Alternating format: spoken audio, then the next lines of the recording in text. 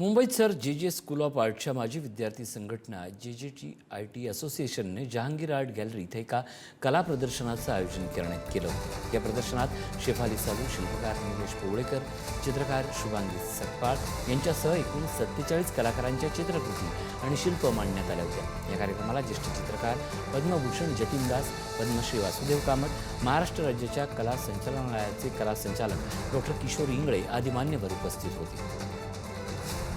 कल्पनेचा कुंचला रंगरंगी रंगला आणि हाच कुंचला जेव्हा वेगवेगळ्या रंगांनी रंगतो आणि जेव्हा तो कॅनव्हसवर उतरतो तेव्हा सुंदर कलाकृती तयार होते। आणि अर्थात जी कलाकृती जेव्हा एखादा कलाकार तयार करतो तेव्हा त्याच्या मनातल्या भावभावना ह्या सुद्धा महत्वाच्या असतात, कारण त्याची मनस्थिती, त्याने अनुभवलेल्या सगळ्या गोष्टी या त्याच्या कलाकृतीच्या माध्यमातून त्याच्या पेंटिंगमध्ये, त्याच्या रचनेमध्ये उतरतात।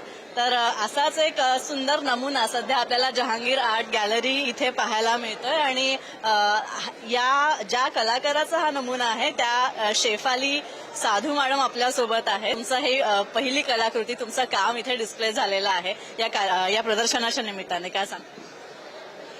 ऍक्च्युली खूप वर्षांनी मी परत कलेकडे वळलेली आहे असं म्हणता येईल की हे सबॅटिकल मी घेतली होती आणि तसं म्हटलं तर क्रिएटिव्हिटीपासून बाजूला कधीच गेले नव्हते।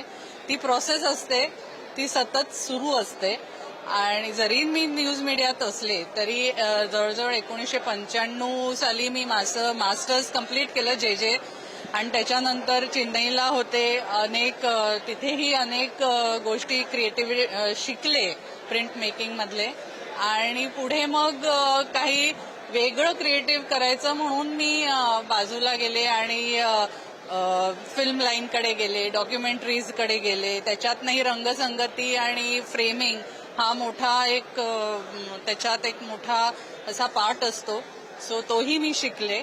आणि पुढे मग न्यूज चॅनलमध्ये होते, पण न्यूज चॅनलमध्ये न्यूज असं म्हणून कधी कव्हर नाही केलं, तिथेही मी क्रिएटिव्ह साईड बघायची त्याची, वेगवेगळे शोज केले, क्रिएटिव्ह शोज।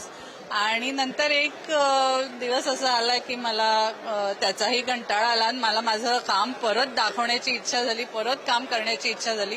दाखवण्यापेक्षा काम करत राहायचं हे आमच्या गुरुजींनी म्हणजे सरांनी सांगितलेलं आहे, त्यामुळे ते काम करत राहिले।